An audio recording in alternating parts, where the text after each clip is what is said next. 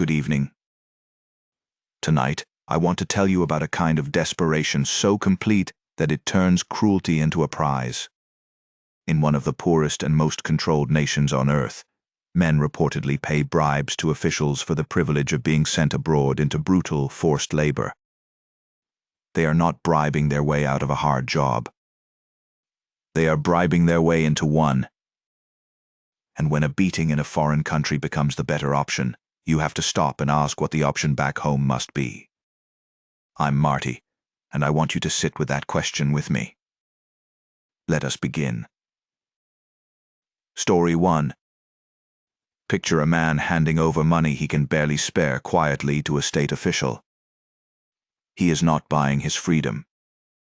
He is buying a slot on a work crew that will ship him to a construction site in a cold foreign country where his passport will be taken, his hours will be endless, and most of his wages will vanish before he ever touches them. According to accounts from defectors and researchers, this happens.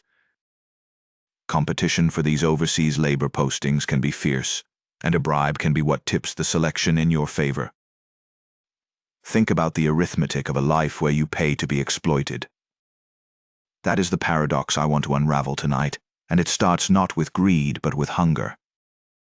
Story 2. Why would any human being do this? The answer is simple and terrible. Famine and extreme poverty at home. For many inside the country, daily life means uncertain food, no real wages, and no way out. An overseas posting, even a punishing one, offers two things the homeland cannot reliably promise. The first is the chance to eat regularly. The second is the chance to keep even a small sliver of a wage, a few dollars, and perhaps send something back to a starving family. When the choice is between certain want at home and a fraction of a wage abroad, a fraction of something beats all of nothing. Desperation does not weigh dignity. It weighs calories. Story 3. Now let us be honest about what that bribe actually purchases, because it is not opportunity in any decent sense. What these workers are buying is a cage with a paycheck stub they will mostly never collect. Their passports are confiscated on arrival so they cannot leave.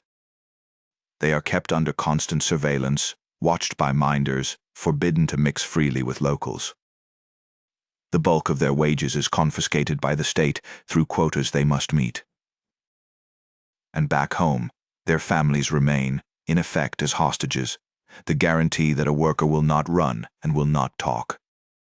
That is the product.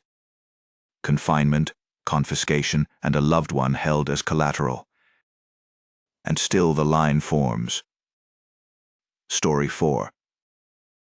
None of this is an accident. This is the part I want you to hear clearly. A population does not compete for the chance to be exploited unless someone has engineered the desperation that makes exploitation look like a ladder. Decades of isolation, of a command economy that cannot feed its own people, of walls built to keep citizens in rather than enemies out, have manufactured a scarcity so deep that the regime can then sell relief from it. The state creates the hunger, and then the state rents out the only escape from the hunger and pockets the wages for doing it. It is a closed loop of cruelty, and it is profitable. That is the machinery beneath the paradox. Story 5. And this is not old history. Consider a March 2026 investigation into the conditions of 21 North Korean workers at Russian construction sites. What it reportedly found should stop you cold. Workdays of 16 hours. Some men working 364 days a year, that is every single day but one. Personal earnings as low as $10 a month, while the state extracted quotas of $600 to $850 from each man's labor. They slept in shipping containers, unheated against the Russian cold, infested with insects. 16 hours a day, 364 days a year, for $10 in your own pocket. And remember, men reportedly paid bribes to be chosen for exactly this. Story 6. So what does it tell you about a homeland when this looks like the good deal? When a 16-hour day in an insect-ridden freezing container for $10 a month is the upgrade people compete for. It tells you that the life they left behind offers less food, less safety, and less hope than a forced labor camp abroad. We use the word poverty too easily. This is something past poverty. This is a country that has made its own soil less survivable than a foreign work gang. The exploitation abroad is not the tragedy's beginning. It is the measuring stick that reveals how deep the tragedy at home really runs. Story 7. So here is my verdict, and I will not dress it up. When being exploited in a foreign land is the better deal, the horror is not only the exploitation. The real horror is the life they were trying to escape. We should hold the traffickers and the regime accountable for every confiscated passport and every stolen wage, yes. But we should also let this paradox teach us its harder lesson. Behind every man who paid a bribe to be worked half to death in the snow, there is a home so ruined that this was the hope.